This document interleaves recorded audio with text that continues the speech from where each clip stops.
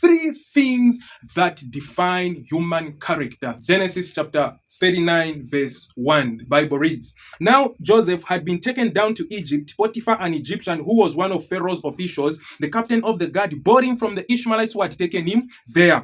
When we go to verse 4, says, "Potiphar put him in charge of his household, and he entrusted to his care everything he owned." Then verse 6, "Now Joseph was well built and handsome." 7, "And after a while his master's wife took notice of Joseph and said, 'Come to bed with me.'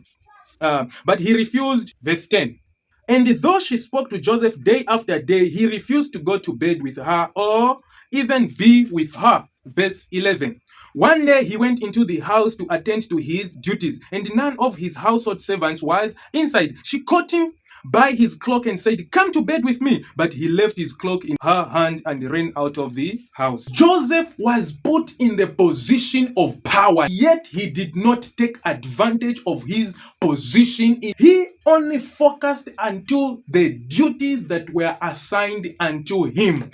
Those are character antiques. Genesis chapter 41 verse 41. "So Pharaoh said to Joseph, 'I hereby put you in charge of the whole land of Egypt.'" Position of power comes along with a status of money. Genesis 41 verse 46. "Joseph was 30 years old when he entered the service of Pharaoh, king of Egypt." This is a challenge to my fellow youths of today. Many of us are craving and fighting, trying to find ways on how to gratify our own desires. And yet the young man Joseph was busy working on himself, was busy pushing files on how to be on the top positions of government. He was so virtuous and he was so focused and he was determined to remain faithful until God. He put aside anything that would darken his character. So we have talked about three things that can define your character positively or negatively. Number one is power. Number two that we have learned is money, because power comes along with money.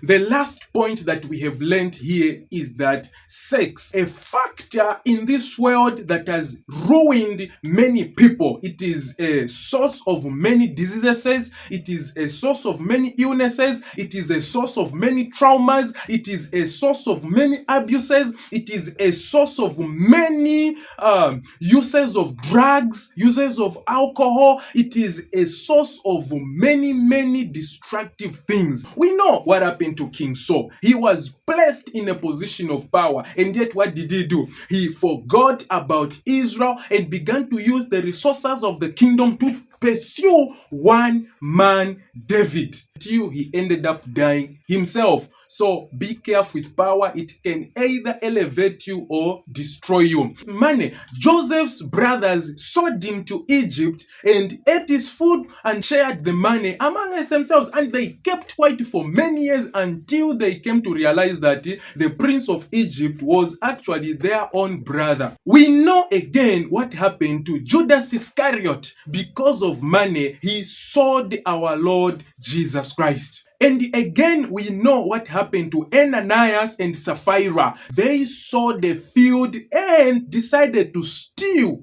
from God. Many people are stealing today, and they are going down into prisons and serving jail sentences. They are in and out of courts, this and that. Characters ruined, and people don't no longer want to associate with them. It's because of money.